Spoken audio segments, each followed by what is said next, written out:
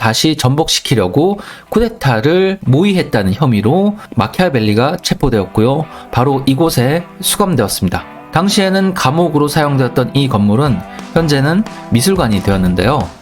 마키아벨리는 이곳에 수감되어서 고문까지 받고 무슨 날개 꺾기 고문? 그런 걸 받았다고 그래요. 당시 44세의 마키아벨리는 자신의 인생이 끝났다고 생각했을 거니까요.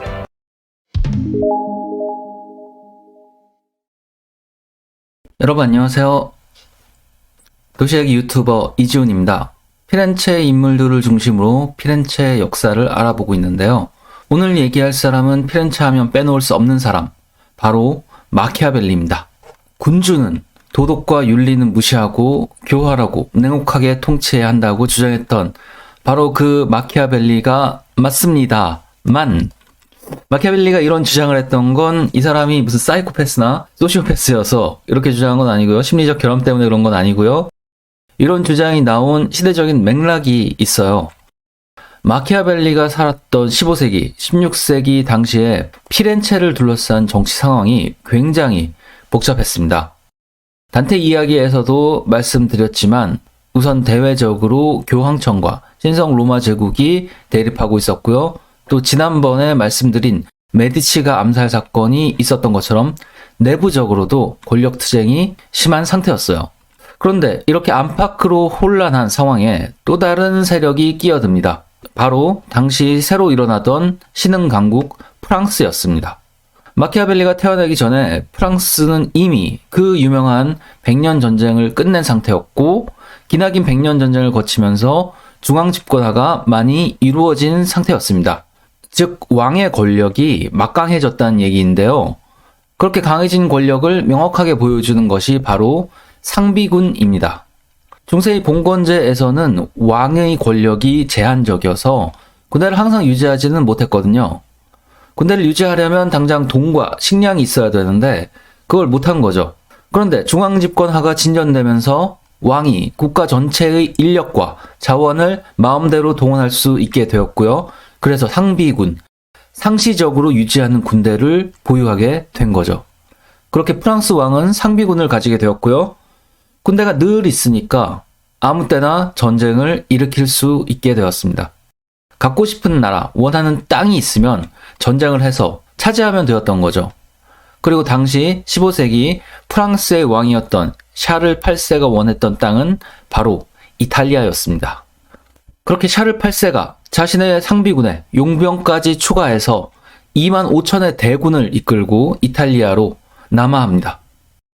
샤를 8세의 군대는 파죽지세로 이탈리아 반도를 휘젓는데요.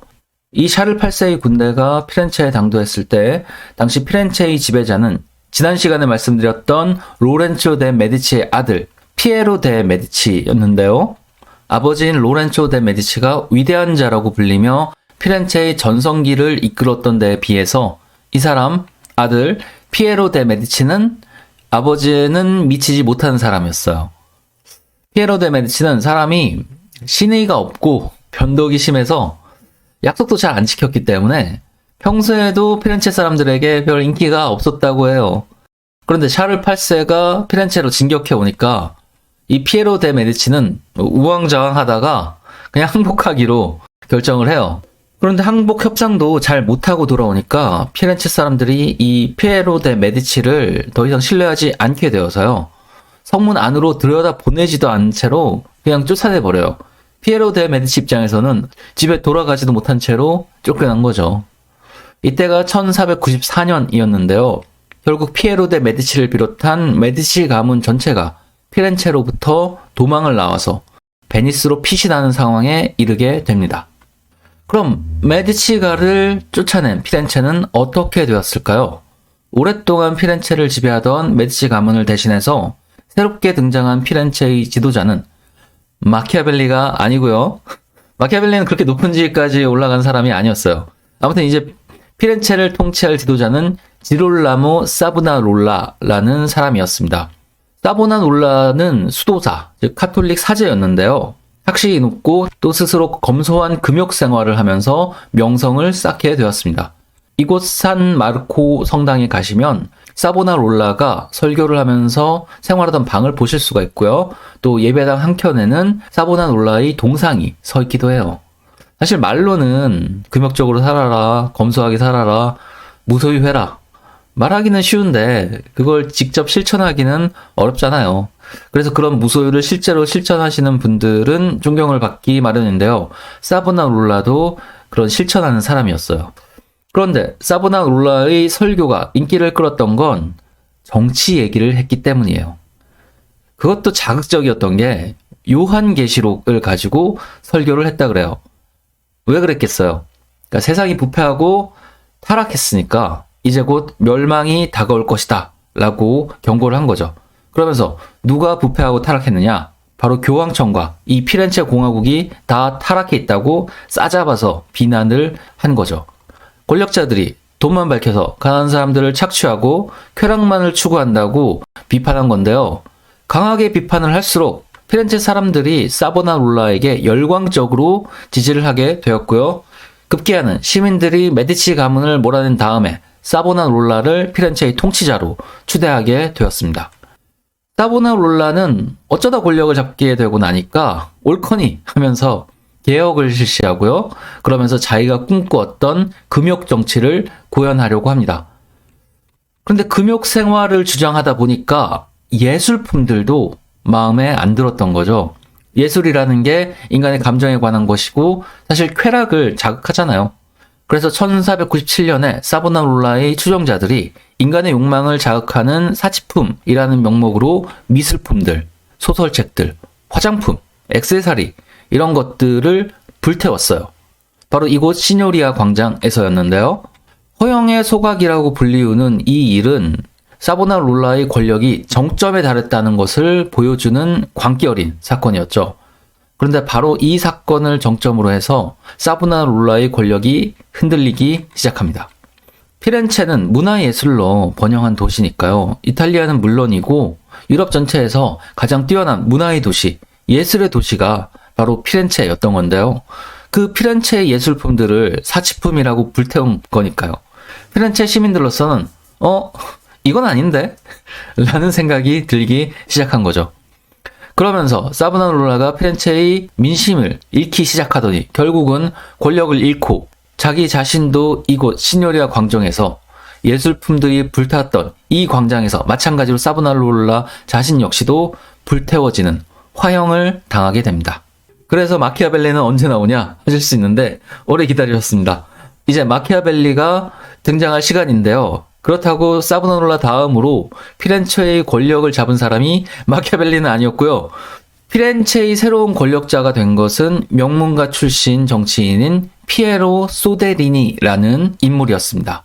소데리니는 종신 통치자가 되어서 피렌체를 이끌게 되었는데요.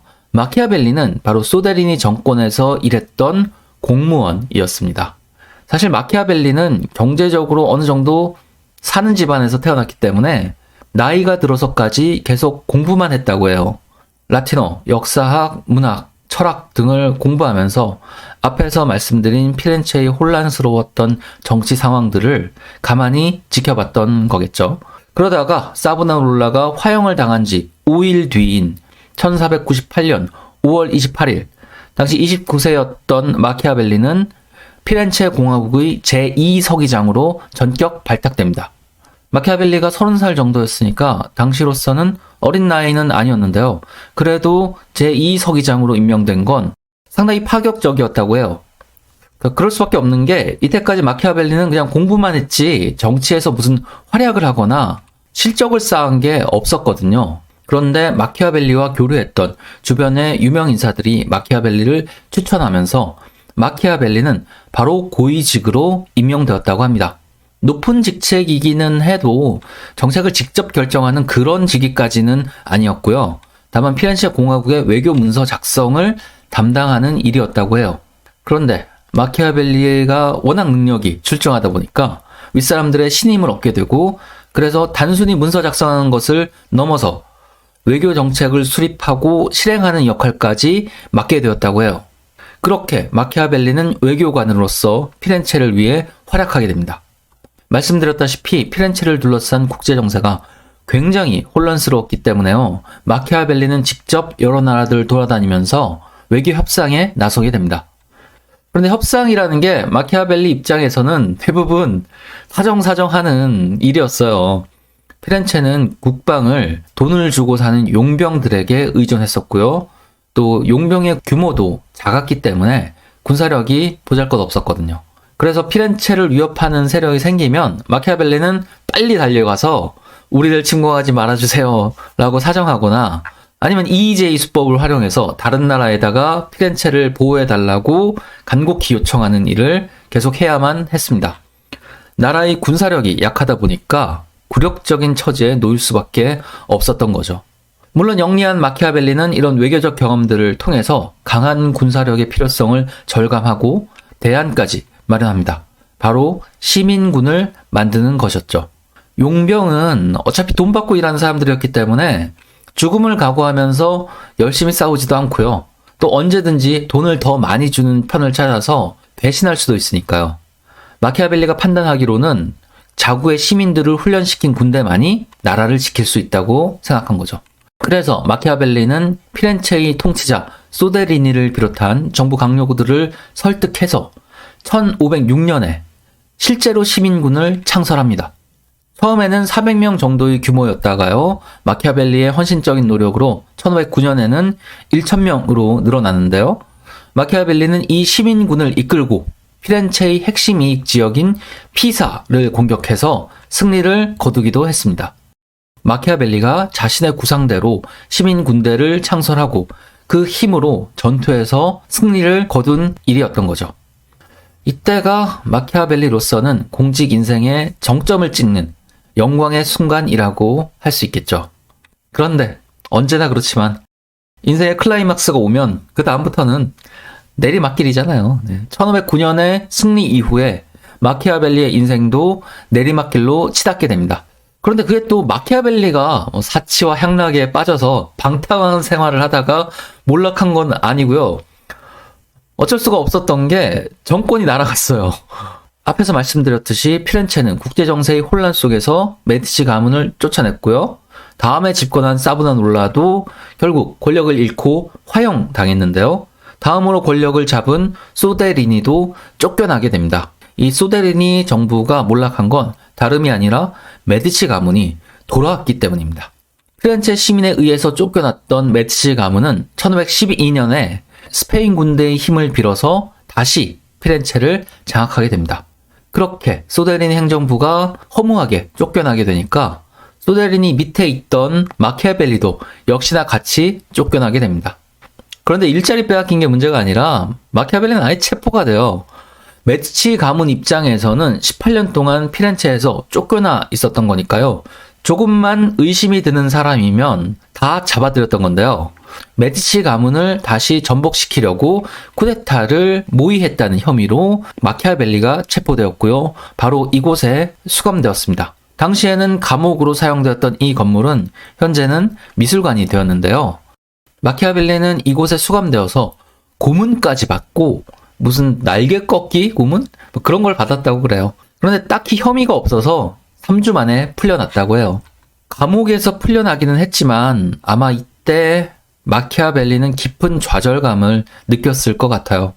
당시 44세의 마키아벨리는 자신의 인생이 끝났다고 생각했을 거니까요. 메디치 가문이 권력을 잡고 있는 한 마키아벨리가 공직에 다시 나가기는 어려운 상황이었고요. 그리고 피렌체에서도 쫓겨나게 돼요. 그래서 마키아벨리와 가족들은 산탄드레아라는 피렌체 인근의 작은 도시에서 원래 가문이 소유하고 있던 작은 농장에서 살게 됩니다. 그리고 그때부터 마키아벨리는 농사일을 하면서 먹고 살게 되었는데요. 자기 신세가 얼마나 처량하겠어요. 물론 농사도 보람된 일이죠. 그런데 이 사람은 그게 꿈은 아니었잖아요. 한때는 이탈리아 전역과 프랑스까지 돌아다니면서 외교 협상을 이끌던 그런 사람이었는데 이제는 작은 시골에서 농사 지으면서 살게 된 거니까요. 마키아벨리로서는 그 상황을 받아들이기가 어려웠겠죠. 그래서 마키아벨리는 밤이 되면 농사일을 할 때 입었던 작업복을 벗어두고 예전에 공직에 있을 때 입었던 의복을 다시 갖춰 입었다고 해요. 그리고 2층 방에 올라가서 책상에 앉아 집필 활동에 나섭니다. 그게 아니면 어쩌면 마키아벨리는 화병 나서 죽어버렸을지도 몰라요. 아니면 미쳐버렸던가요. 사람은 희망이라는 게 필요한 존재잖아요. 그래서 마키아벨리는 밤이면 밤마다 집필 활동을 하면서 언젠가는 다시 재기해서 피렌체 정기에 복귀할 것이다 라는 꿈을 꿉니다. 마키아벨리는 자신의 꿈을 결코 포기하지 않았던 거죠. 그렇게 쓴 글이 바로 군주론입니다. 군주론은 군주가 어떻게 통치해야 하는지를 주장하는 내용을 담은 책인데요. 이 책은 말하자면 일종의 견본, 자기 실력을 보여주는 포트폴리오 같은 거였어요. 내가 정치를 이렇게 잘 이해하고 있으니까 나를 데려다가 써라 라고 메디치 가문에다가 자신의 능력을 어필하기 위해서 작성했던 글인 거죠. 물론 이 군주론에는 마키아벨리 자신이 외교관으로서 활약하면서 절실히 느꼈던 점, 남의 힘에 의지해서는 나라의 독립을 유지할 수가 없고 따라서 내부가 단합해서 힘을 길러야 한다는 점이 계속 강조되고 있고요. 그런 단합을 이루기 위해서 군주는 명민하게 통치를 할 줄 알아야 한다는 점이 또 강조되고 있습니다. 그래서 지금은 군주론이 누구나 다 이름을 들어본 엄청나게 유명한 책이 되었지만 마키아벨리가 정작 이 책으로 취업을 하는 일은 없었어요. 메디치 가문에서 안 불러줬거든요.